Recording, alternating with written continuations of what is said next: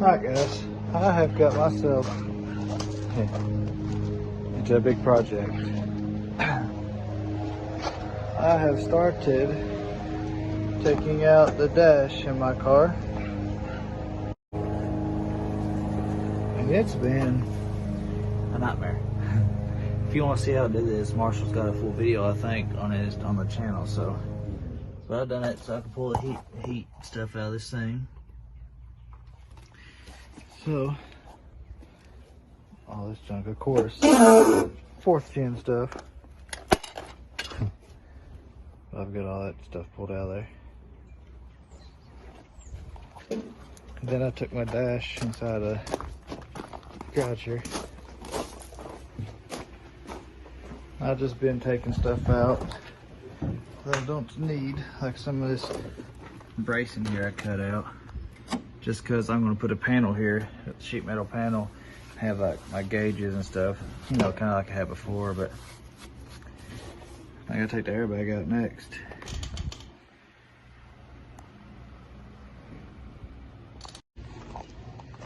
Alright, it's the next day. I'm back over here at Marshall's, and I have got the dash mostly back in now. But as you can see, which I'll just pop this off real quick. Get all that room. So if I take these 2 bolts out, this is all open because this is just something I made. But take that bolt out, that bolt, and this comes out. There's all kinds of room. And then, let's see if I can do this. Hold on just a second. And behind the glove box, it's all open. So that just gives me so much more room. And there's a piece of sheet metal I'll put back on there to cover up the hole under the hood. So yeah, that's so much more room. Of course, you know the common LS dash, not LS dash, 4th gen dash, just kind of broke like glass. So I'm gonna go ahead and pop the speedometer stuff back in.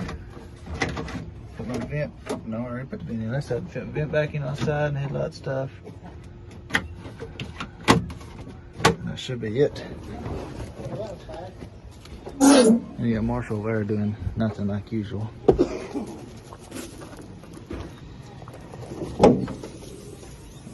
And that's what it looks like under here.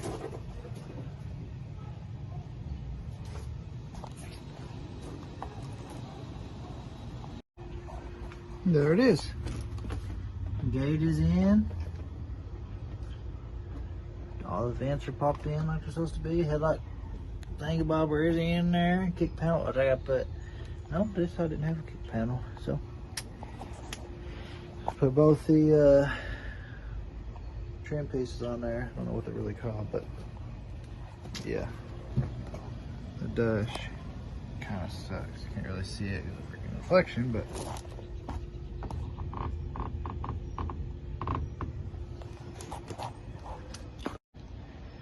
so there we go, guys. Definitely worth it in my opinion, just because so much more room. If you're not gonna, you know, drive it all the time, because no heat kind of sucks.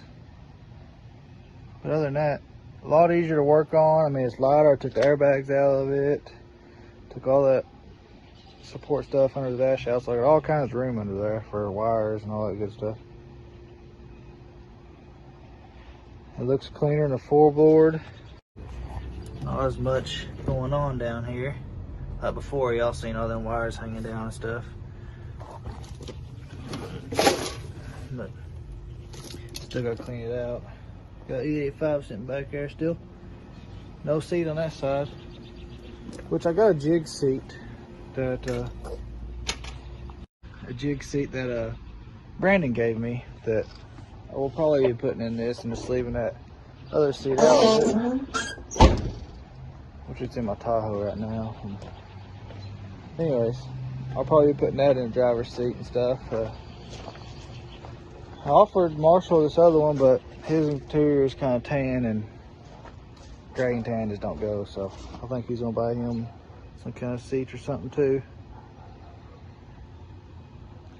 At least that's all done. I'm going to try to put the battery on because my window is down. It's been sitting for a couple of days, so it's supposed to rain and storm this tomorrow and Sunday, so I'm going to try to get the battery on and roll the window up. Hopefully nothing blows up from all my wiring. Well, got power. Lights and stuff's kicking on like it's supposed to.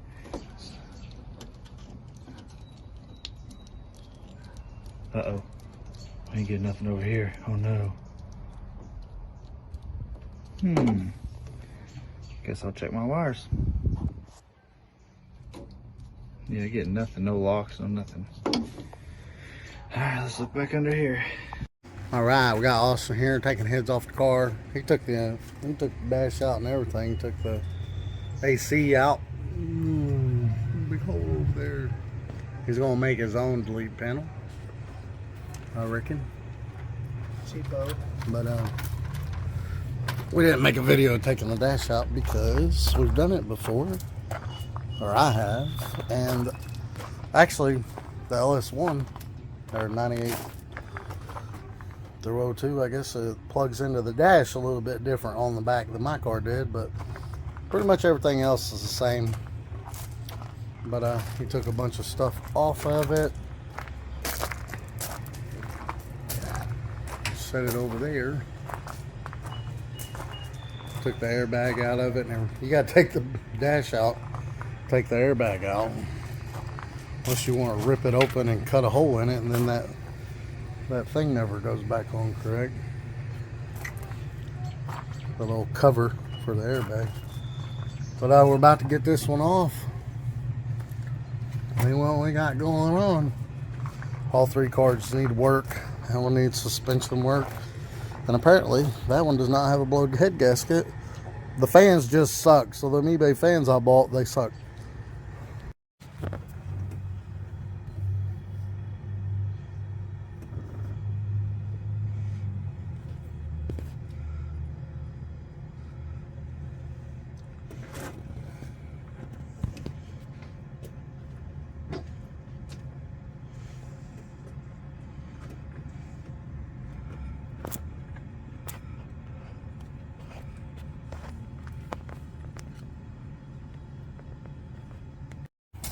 So we looked in here and we looked at all the cam lobes. Looked over the lifters a little bit. I mean, it is dark. All the cam lobes look good. The lifter trays, they look good. But this old lifter that we used out of this motor when he bought it, these come out of the LS1 that blowed up. These were pretty much new.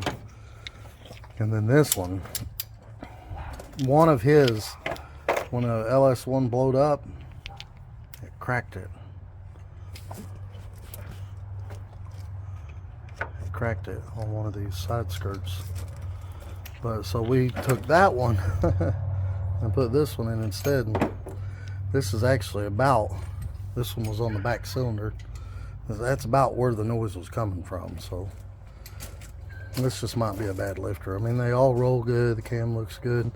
We if you put the piston right in the middle of the cylinder and rock the crank with a breaker bar, you can usually tell if you got a bad rod bearing, because you'll move the crank and the piston won't move for a little bit. It'll pause. But you got to get the piston on the side stroke of the crank, because if it's up at the top, you know, it's dwelling at the top or dwelling at the bottom. So it can't be at the top or bottom when you do it like that. It's got to be right in the middle. But you can usually tell, like on Brandon's motor, that's how I could tell it had a bad rod bearings, because he was rocking the crank and two of the pistons that were in the middle, they wasn't even moving, and he was rocking it quite a bit. But Austin rocked it, and I mean they moved pretty consistently. They moved right off the bat. They moved immediately. That's what I was getting at. He'd rock it one way, it'd move immediately. He'd rock it the other way, it'd move immediately. So I'm still leaning towards lifters. Now, we really don't know, but we're going to throw new lifters at it and see if that fixes it. So as y'all can tell, this video was a little bit out of order. He did the interior, HVAC delete, and then we worked on the motor a little bit in between, and then he did the interior. And he did get his windows to roll back up. At the very bottom kick panel on the left, the driver and passenger side, there's these two big studs and a bunch of ground wires go on them. And he forgot one of the ground wires, which I knew what it was right off the bat. But we're gonna, the newer lifters come off the LS1 that he blew up, and we didn't clean them out. So, and also one of them were actually cracked. I did inspect them, and I did find one that was cracked. So we replaced that with a really old lifter, and that's about where the noise was coming from. So I'm thinking it's the lifters. So we're going to replace all the lifters with brand new lifters, brand new lifter trays, and put it all back together with new head gaskets, and see what happens. But we'll keep y'all posted.